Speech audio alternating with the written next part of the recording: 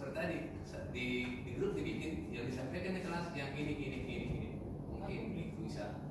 Jadi memang dari kelompok itu harus ditentukan tugasnya masing-masing supaya tidak saling melempar tanggung jawab. Kan misalkan ada 10 orang atau 9 orang, si A ini, si B ini, jadi harus ditetapkan itu di kelompoknya. Menurut saya seperti itu. Terima kasih. Tambah sedikit ya.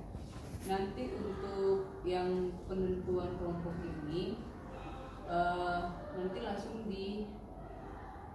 didokumentasikan aja dalam bentuk hard copy. Jadi langsung dibikin di selembar kertas. Jadi ini kayak absen kelas. Misalnya 10 PB1 kelompok 1 misalnya siapa aja, terus nanti di situ langsung tertera ketuanya siapa, sekretarisnya siapa, bendaharanya siapa, anggota siapa. Nah, saya rasa yang bisa melakukan ini bukan hanya Pak Wahyu.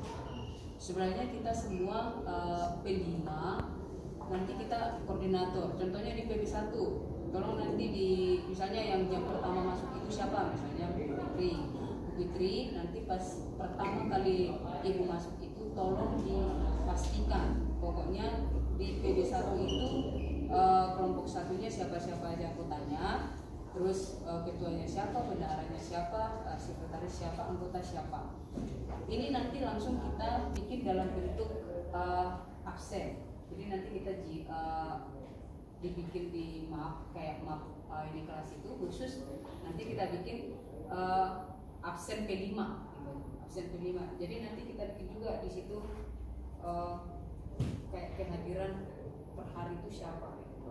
Jadi khusus untuk P5 itu nanti pokoknya Bapak Ibu nanti pas masuk ke kelas itu nanti oh ya kelompok 1 misalnya di absen kan, setiap kita masuk ke kelas kan lagi nanti seperti absen biasa kelas itu nggak per-update lagi, tapi dia per kelompok ya. Jadi dimohon juga nanti untuk memang pasti kita nggak capek memang yang P5 ini, karena juga memang ini perdana kita memulai.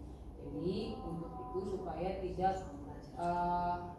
tertumpu semua ke koordinator, diharap juga semua nanti kita bisa contohnya kayak yang tadi mungkin masih bingung cara membuat proposal. Oke, mari kita sama-sama berembuk bertemu, contohnya misalnya di sela-sela jam istirahat itu coba kita sama-sama koordinasi seperti apa bentuk proposal yang benar.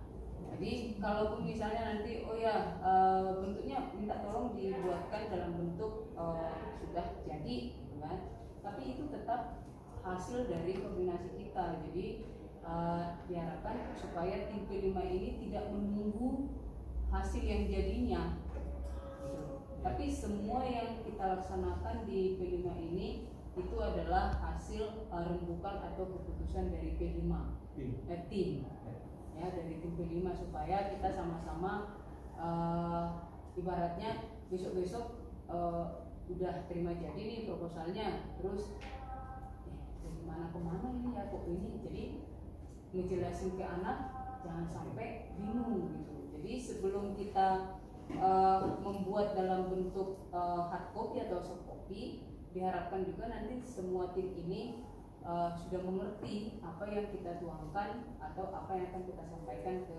anak-anak. Makanya kita bentuk grup P5 itu kan sebagai wadah bagi kita untuk koordinasi dan saling tukar pikiran.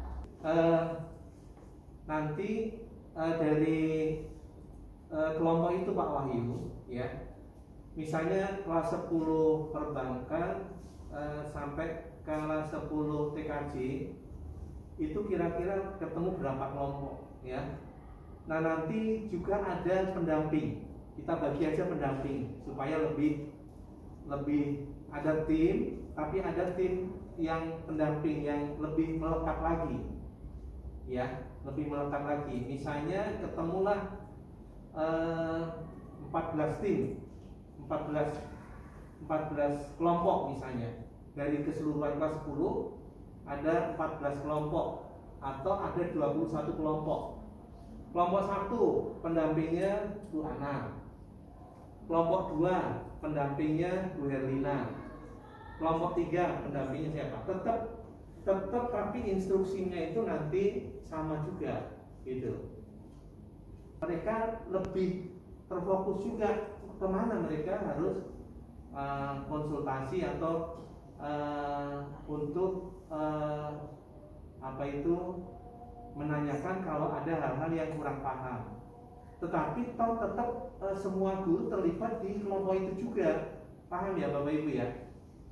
Paham nggak? Ya? Ya nanti kita diskusikan juga kalau ada yang masih ini.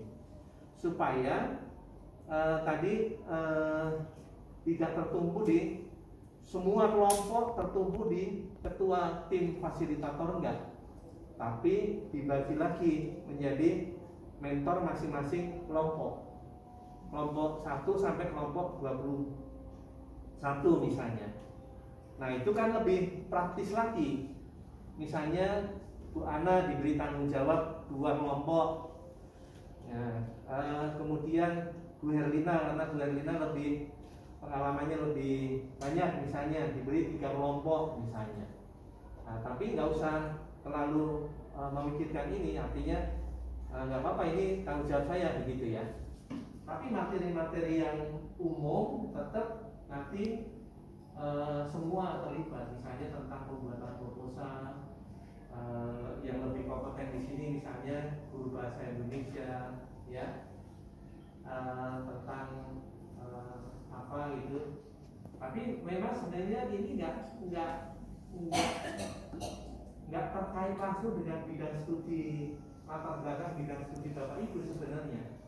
Siapapun sebenarnya boleh menyampaikan, misalnya tentang sistematika pelaporan atau proposal. Pak Sugiarto juga bisa, Pak Nurben pun juga boleh, ya. Tapi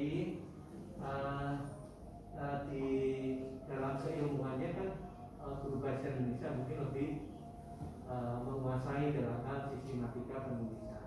Seperti itu Pak Wahyu, kurang lebihnya, ya. Jadi nanti, nah ini tidak menutup kemungkinan juga nanti kita akan panggil guru-guru yang di luar P5BK untuk memberikan misalnya materi yang khusus misalnya. Sebenarnya Pak Tony juga bisa menyampaikan, kita panggil pakar dari luar untuk menyampaikan sesuatu ke anak kita. Memang butuh biaya banyak. Nah, nanti nggak usah keluar ke guru kita dulu aja, ke guru-guru kita misalnya tentang Pancasila. Yang ada di sini yang tidak masuk P5, Bu Hor misalnya, Bu Hor bisa kita undang untuk menjadi narasumber di pertemuan beberapa. Itu gambarannya, ya. Nanti sambil berjalan kita semakin menemukan formatnya yang lebih namanya kan merdeka belajar, merdeka mengajar, jangan sampai justru kita merasa terjajah dengan hal yang baru ini, ya. Nggak bisa melengkapi atau bagaimana, atau ada kendala kalau diterapkan seperti apa yang saya maksud tadi. Itu, oke. Nanti kita kasih batas waktu ya. Ini udah ya. 10 menit lagi dah. Dan dengan guru ya, itu akan lebih bagus itu kalau sistemnya blok itu dalam artian gurunya semuanya terbentuk, itu akan lebih enak. Tapi kalau kita kan jadwalnya itu per day, ya, karena di mana ya kita mencari guru yang longgar di situ. Dan kalau misalnya nih Bu Fitri di PT1 kelompoknya misalnya sama juga, nanti yang kelompok 3-4-nya kan itu kelompoknya Bu Fitri terus nggak mau nimbrung gitu. Yang saya khawatirnya nanti ke arah situ malah. Karena kita biasanya jadwalnya harian. Kalau di mungkin 1 hari full, atau mungkin di jam itu boleh 2 jam, tapi gurunya ada 3 atau 4 masuk di situ, baru akan lebih enak. Kendalanya di situ Pak, karena kan juga guru-gurunya juga nggak ada ngajar dan ada yang nggak bisa juga di situ. Kendalanya gitu ya. Kalau misalnya gurunya ada 3 atau 4 yang bisa masuk dalam satu kelas, nah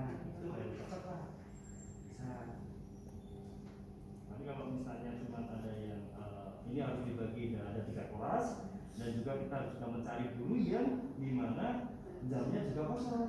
Sebenarnya yang saya maksud kelompok pendamping tadi bukan berarti dia harus di situ, hanya sebagai apa ya, istilahnya untuk mengawasi mereka, untuk ngomong mereka gitu loh. Nah, jadi bisa terstruktur dan sistematis gitu. Terstrukturnya, oh anak ini walaupun secara globalnya itu menjadi perhatian seluruh tim fasilitator, tapi untuk ngomongnya itu ya sama dengan struktur sekolah kita ini kan ada 10 kelas ya, 10 kelas, lalu yang ngajar semua ngajar di kelas 10 PB 1 misalnya, tapi yang mendampingi mereka kelas 10 PB 1 itu misalnya Bu Herlina ya, Bu Hermi misalnya, Bu Hermi kan, jadi Bu Hermi itu jadi apa ya, dari kelompok itu gitu. Nah, maksud saya seperti itu sebenarnya. Tapi kalau ini menjadi kendala, ya nggak apa-apa sih. Nggak diterapkan juga nggak apa-apa. Tapi ini pandangan saya aja. Tadi supaya lebih mudah, anak tidak semuanya ini ya. Gitu. Supaya lebih tertutup gitu. Jadi kayak sistem yang kayak pendamping praktek. Iya. Jadi kalau misalnya anaknya ada kendala, dia nyari guru tertentu. Iya. Iya. Saya mau menanggapi Mbak Ayu.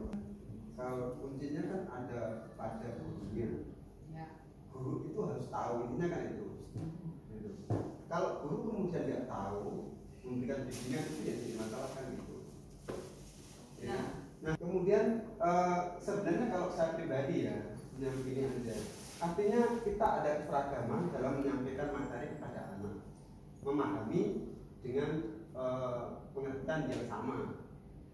Jadi kalau guru itu memang sudah memahami misalkan tema, apa sih bagian tema mau disampaikan, anak gurunya sudah mengerti, merasa guru juga akan menyampaikan dengan enak gitu kan. Ketika ada siswa bertanya pun kita tahu kan gitu untuk menjawabnya. Karena contohnya kita berbicara tentang proposal tentang pembuatan. Kalau kemarin saya lihat ada satu contoh makanan apa ya, jagung, keju, sama pemahaman dia.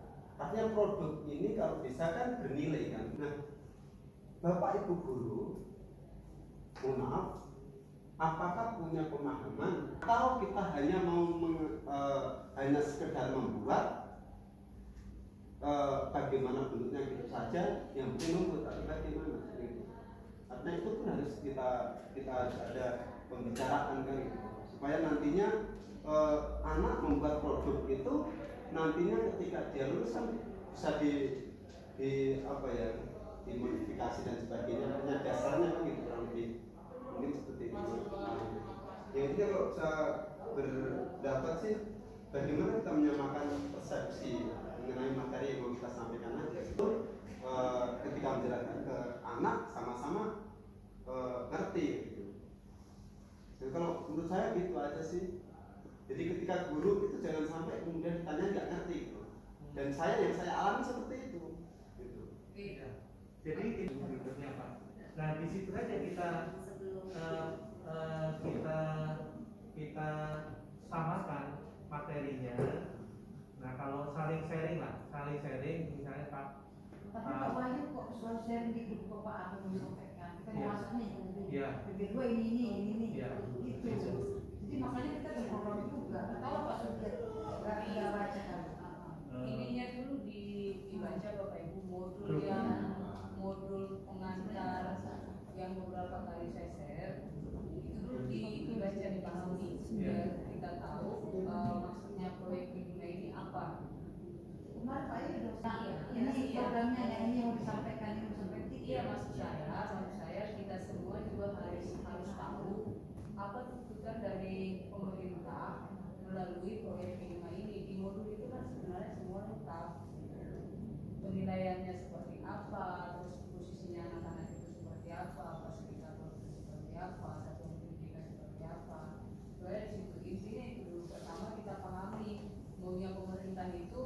proyek kelima itu tujuan akhirnya seperti apa? Ya oke, kita berarti harus berubah lagi.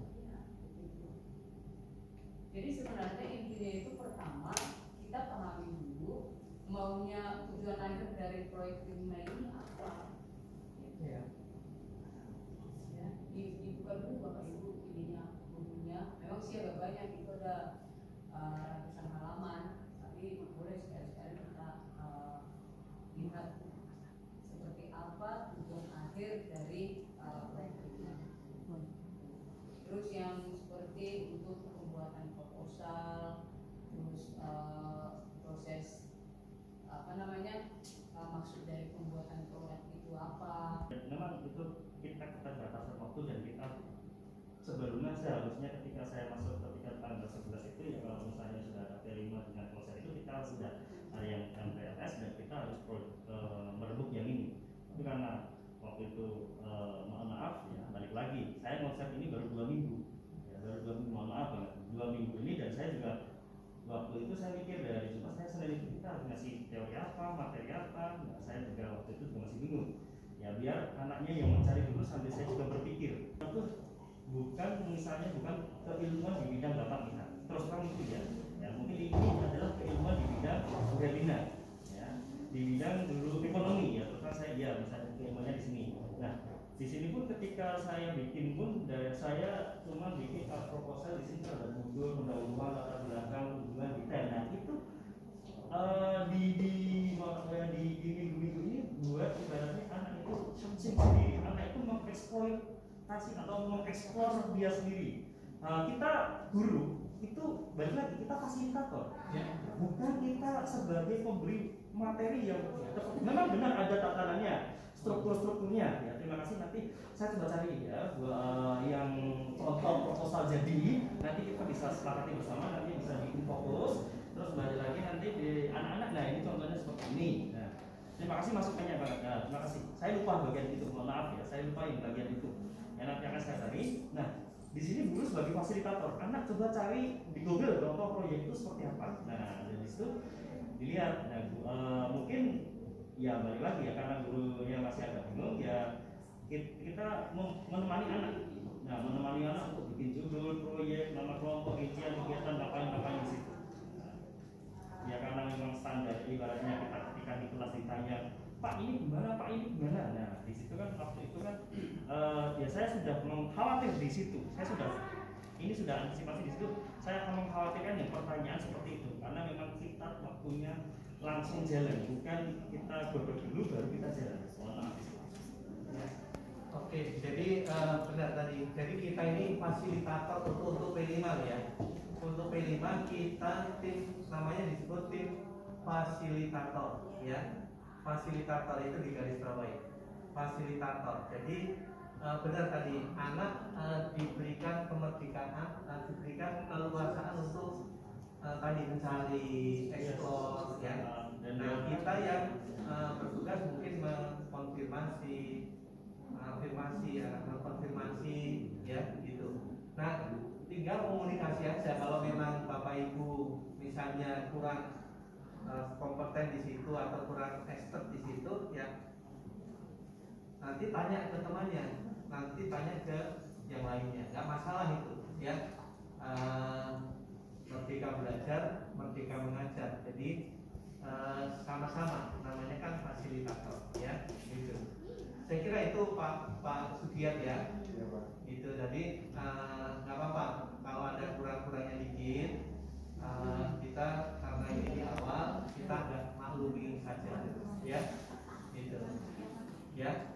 Kita Pak Wahyu sebagai ketua tim tidak menutup kemungkinan juga di saat-saat tertentu sampaikan aja kalau ada memang hal yang urgent penting, sampaikan aja di grup kita. Ada hari Sabtu boleh juga gitu ya. Kalau ada yang emergensi ya kita kalau perlu dibahas melalui Zoom ya nggak apa-apa, barang 10 menit atau 5 menit atau 15 menit nggak masalah. Hari Senin ini urgent ini harus kita harus sepakat dulu